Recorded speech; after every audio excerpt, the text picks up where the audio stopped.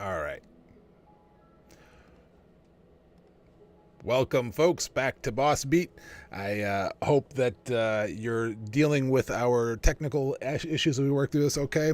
This is only day 2, so please grant us a little bit of patience as we work through it. But this is Boss Beat, a latte of leadership for anyone seeking to be or build better bosses in business. And yes, Ben likes his letter B's. Now, if you're first time joining us, what we do every day of the week is we cover one of the 7 core principles of great leadership, which you can see there on your screen. They are selflessness, empathy, resolve, virtuousness, authenticity, nonpartisanship, and thoroughness. Those are not just some principles I dreamt up. These are not based on a single person's vision of what leadership is, but instead they are based on the acronym model of servant leadership, which is built from over 2 decades of leadership study, where we have compiled and analyzed over 300 different attributes by dozens of the world's greatest leadership experts and history's greatest leadership practitioners. There are basically 2 chains of thoughts when it comes to being a boss or a leader in today's society. There is the autocratic top-down command and control, which might get you results for a short period of time, but is never sustainable for long-term results with great people. Instead, most great leadership authors and experts who have studied this understand that at the end of the day, servant leadership is where it's really at. That is the long-term success. In fact, we only need the term servant in servant leadership because at the end of the day, society has confused us into thinking that leadership is some sort of great achievement to reach when it's not. It is a commitment to serve others. So, here at Modern Servant Leader, and today and every day of the week when we do this at Boss Beat, we focus on relevant ideas, not some pie-in-the-sky academic theory. I have nothing against academics and theorists. Many of them are good friends of mine, and they contribute tremendous value to what we know about leading others and being bosses in the workplace. However, we like to focus on practical advice that is actionable, that you can take back to the work that day, and so we keep it kind of short because we know you're very busy. It's Wednesday, and on Wednesdays, we focus on this concept of virtuousness. What do we mean by virtuousness? Well, over those hundreds of attributes, some of the ones I like to highlight are character. Character speaks to the idea of who you are when nobody's watching. At the end of the day, are you someone of character whether people are watching you or not? Serving a higher purpose, we're going to get to today. That's the one we're going to focus on today, so we'll get back to that in a minute. Integrity. Do you do and say what you say you will do? Do you do what you say you will do? At the end of the day, can people predict what you're going to do? And trust. When it comes to trust, I am a big fan of Stephen M.R. Covey's book, The Speed of Trust. In it, he speaks of a trust tax or a trust interest. If you have a high trust environment, you are earning interest because people are not second-guessing motives. They are taking action and getting results quicker. There is a real dollar value to high trust environments. On the flip side, he says, look, there is a cost to a low trust environment. If people don't have a lot of trust in their bosses and leaders, then you are suffering a trust tax because everything is being second-guessed. The people are hesitant to respond. And so as a result, you are paying that trust tax. What about examples? Well, the 2 great examples we usually highlight are first and foremost when it comes to virtuousness, Martin Luther King Jr. We just celebrated Martin Luther King Jr. Day this week. Obviously, he was a man of great higher calling, of great virtues, even putting his life on the line for the benefit of others to fight racism and segregation and inequality in America. Great, tremendous example of virtuousness. For a more modern and business example, I like to bring up Warren Buffett. Now, hear me out. I know there are some of you out there who are immediately cringing or, nails on a chalkboard. If you disagree, please let me know in the comments. I do want to hear about it. Maybe you can change my mind.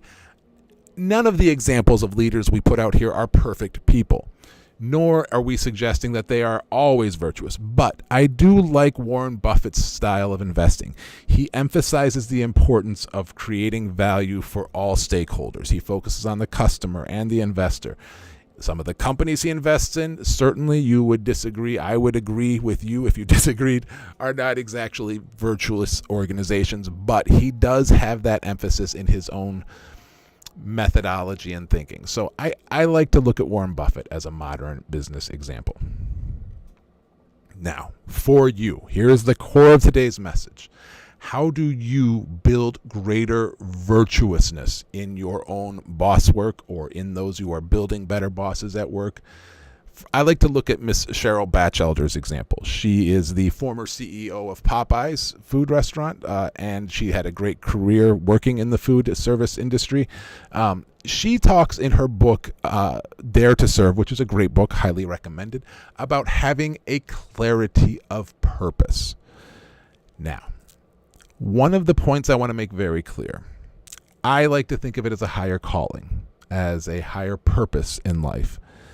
Many people get it twisted. They think servant leadership is a religious concept. It is not. I like the way my friend Larry Spears puts it. He says servant leadership transcends religions. It's not that it is a religious concept, but it also is not necessarily not a religious concept. I happen to be a follower of Jesus Christ. Therefore, everything I do here at Modern Servant Leader and on the Boss Beat is about building up better bosses. It's my calling in life. I want to make the world a better place by leaving a few less bad bosses out there. That's my calling. That's my higher purpose. For you, you might be Christian. You might be Jewish or Muslim, which, by the way, every major world religion advocates similar concepts. They would all fit within this concept of the acronym model of servant leadership. They all teach the same importance of serving others with your leadership.